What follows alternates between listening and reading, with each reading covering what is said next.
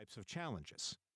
Simply rebuilding bridges once they fall, or houses once they are swept away, is both expensive and risks human lives.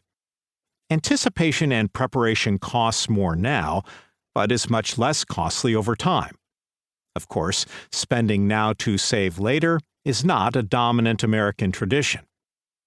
We have managed, or at least reacted to, the AIDS epidemic, 1981 to 2013, Internet bubble bursting, 2001, the real estate bubble bursting, 2007, the opioid epidemic, 2017, forest fires on the West Coast, 2018, and the coronavirus pandemic, 2020.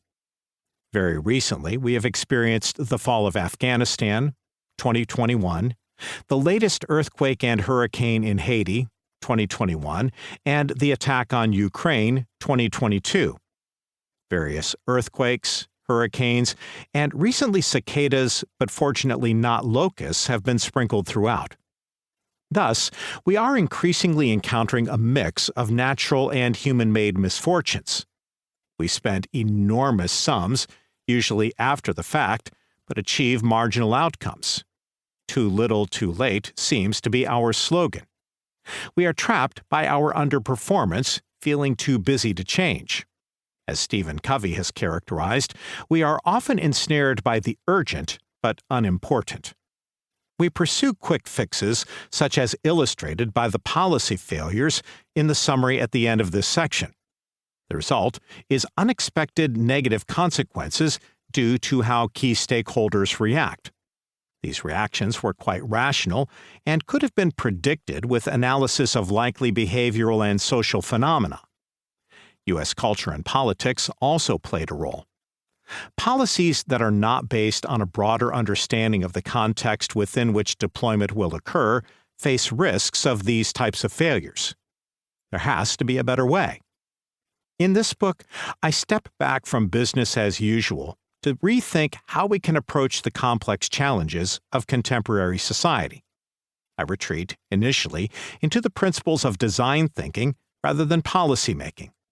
My intent is to rigorously reconsider our typical modes of operation and explore alternative ways of thinking about complex problems and potential solutions.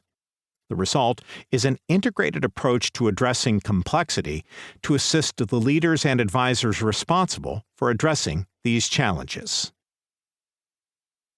Example quick fixes and consequences. Domain: health. Quick fix.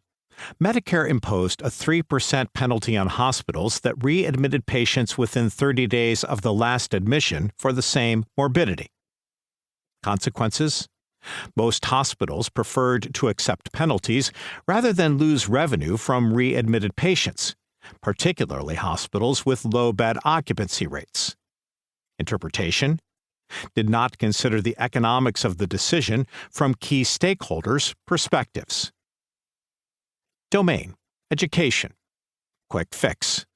Federal government, via the No Child Left Behind Act of 2001, put test-based accountability into federal law, subsequently solidifying the state standardized test as the sole benchmark through which all schools were measured.